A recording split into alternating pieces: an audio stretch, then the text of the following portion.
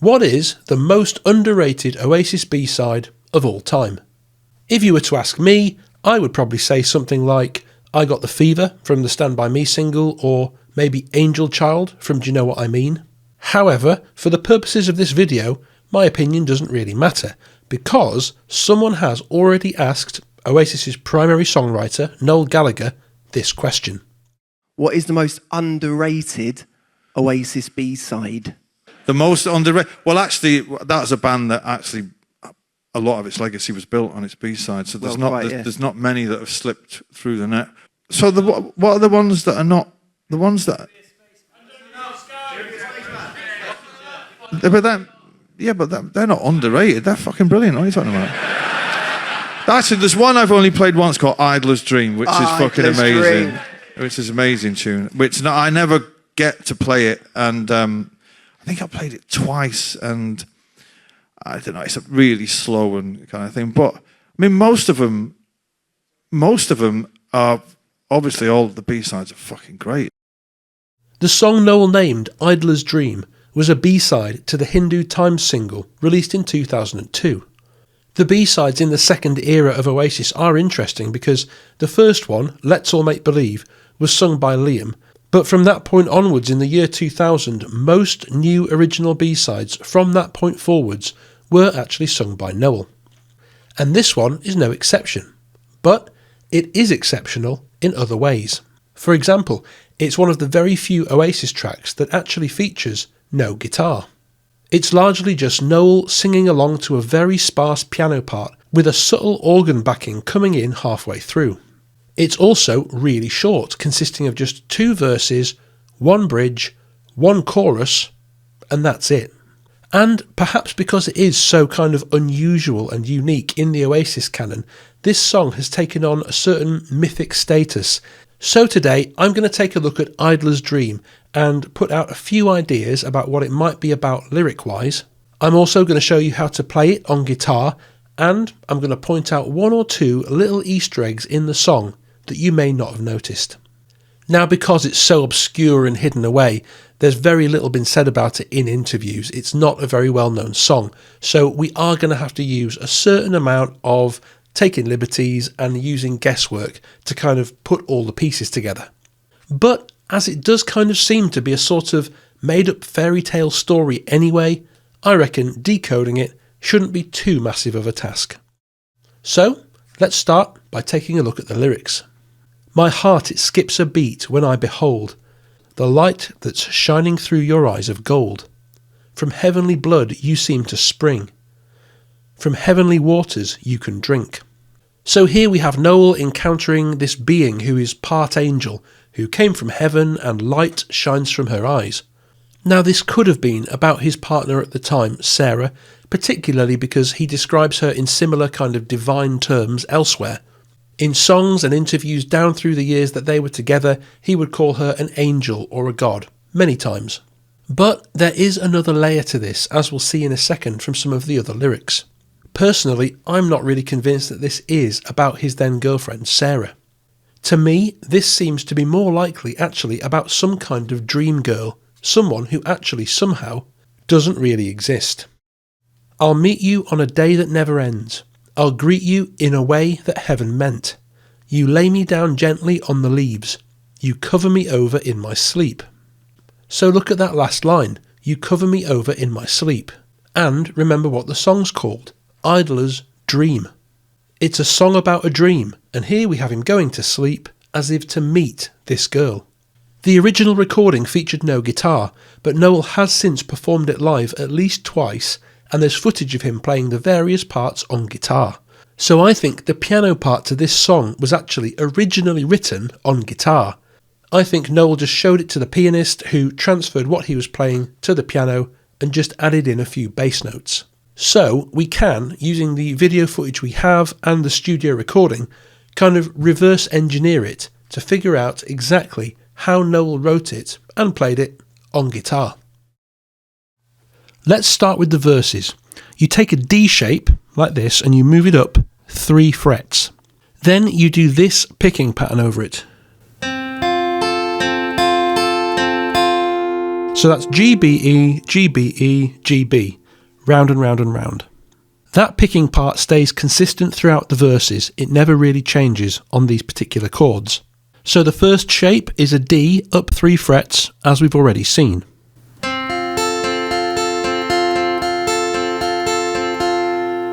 For the second shape, you add your pinky on the 6th fret of the high E to make an F suspended 4th, and we pick over it in the same way.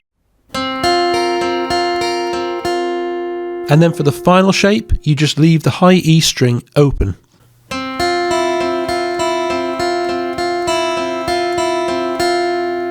So here is that full verse piano riff, reverse engineered for guitar.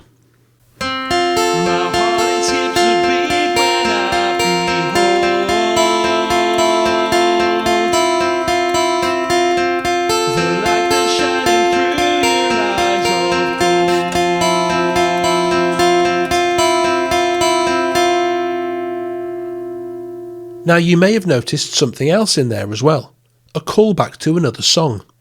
We have here what I think could only be a reference to the song Acquiesce, in which he wrote, "I only want to see the light that shines behind your eyes." That line seems like it could be a callback, to me at least, and as we go on through each of the sections, the verse, the bridge and the chorus, we'll see that every single one of them contains a little subtle moment that really could be seen as a callback to a different previous Oasis song. For the second half of each verse, you have a D add 9, an F major 9, and a C that alternates between a normal C and a C suspended 4th. And here's how he picks over those chords.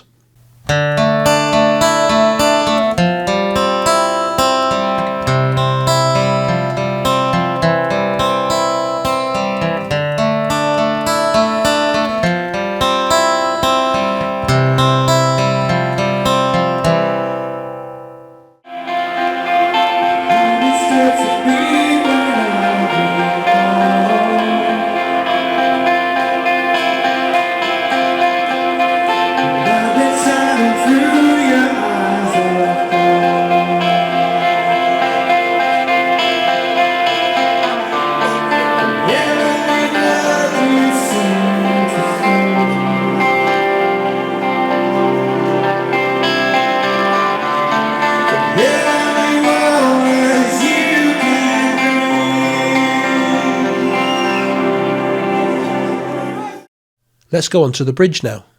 I never did say that I wish I could. I never could pray, 'cause it's just no good. I hope you don't break my heart of stone. I don't want to scream out loud and wake up on my own. So he is asleep in this song. He is dreaming. He meets this fantasy angel girl in his sleep, but he knows when he wakes up, she won't be there. And here we'll see a really clever little device which I've talked about in other videos. The song so far has been in the key of F. We now go into a short period of something called tonal ambiguity, where the song slowly morphs into a different key, but it does so in a way that tricks the ear into barely noticing it at all. On the bridges, the song transitions from the starting key of F into the key of C, but it does so by using chords that are in both keys and a vocal melody that is also in both keys. It's really clever from a musical standpoint. By confusing the ear a little bit by effectively singing in 2 keys simultaneously, that key change is smooth and virtually unnoticeable until the very last 2 chords of the bridge. Never did say I wish I could. Never did pray 'cause it's just no good. Hope you don't break my heart strong. Like I wanna scream out loud, wake up on my own. And did you notice there's another possible throwback there? I realise it's just a 2-chord sequence, but is that meant to be a callback to the main chord riff from Half the World Away? Listen to that same sequence with a little bit of a swing.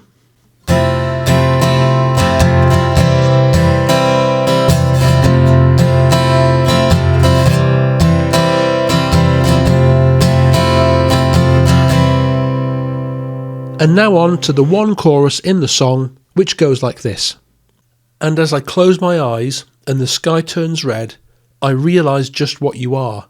You're an idler's dream and you're singing Shangri-La. Shangri-La is a fictional, non-existent paradise. So there's just two characters in this song. There's the dream angel girl and there's the idler. I think Noel is obviously the idler. He's often talked about being quite lazy at times, and he's even written a whole song about it, the importance of being idle. And here in the lyrics we have Noel closing his eyes to go back to sleep and realising that this mythical woman he loves just isn't real.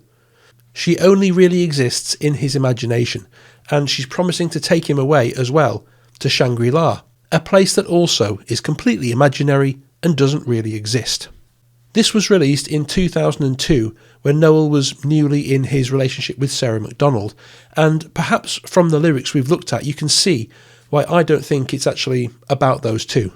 By all accounts they were pretty happy, they went on to have a family, so this whole idea of this dream girl being someone who is promising something fake and someone who just isn't real, it kind of doesn't quite seem to line up with Noel and Sarah, to me.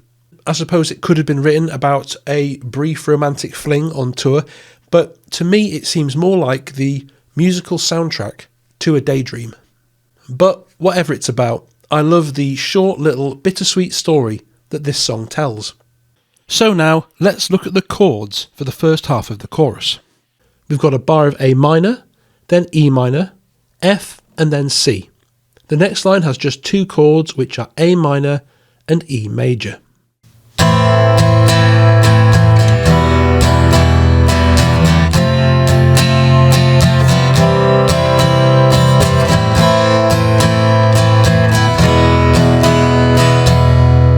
And then we go into another very familiar chord sequence, an F followed by a D9 with an F sharp in the bass. Have a listen.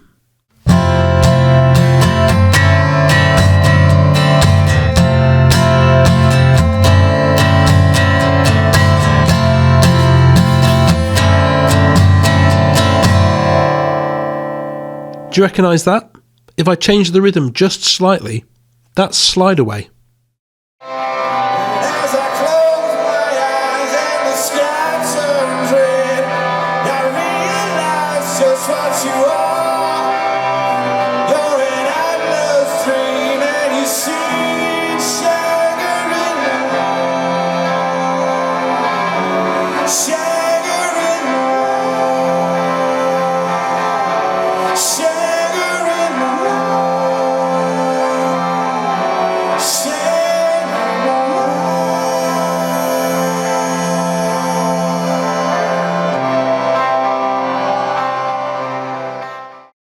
And so that's the end of the song, and we've seen what could be a callback to different previous Oasis songs in all three sections we've looked at so far.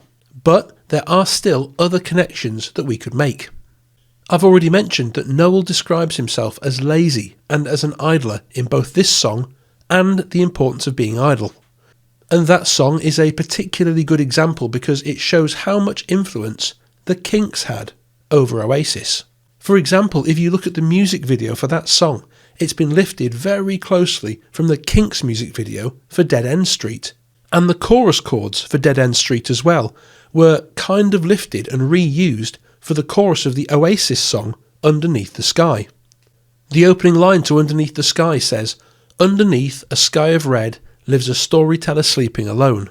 And here in the lyrics to the last section, look what we have. As I close my eyes and the sky turns red, I realise just what you are. You're an idler's dream and you're singing Shangri-La. We have a storyteller, Noel, sleeping under a sky of red, again. Is this yet another callback? And I think Shangri-La could also be another Kinks reference. That is the title from a famous Kinks song about someone who believes they're living in their own little paradise, but the whole thing is fake, the whole thing is an illusion. And doesn't that theme seem to line up entirely with the little story being told here in Idler's Dream? But what do you reckon? Is this song about Sarah McDonald, Noel's then girlfriend? Is it about another person? Or is it just a little fantasy story, literally just a daydream put to music? And why does this particular song seem to hark back to so many other previous Oasis songs? Let me know your thoughts in the comments below. Thanks so much for watching, and as always, I'll see you next time. Me and my band are going to be playing a one-off intimate gig on the 6th of December 2024 in Newcastle. We'll be supported by the brilliant Elation. Tickets are just £3 each, and if you'd like to come along, meet me, say hello and hear the band, the link for tickets is in the description.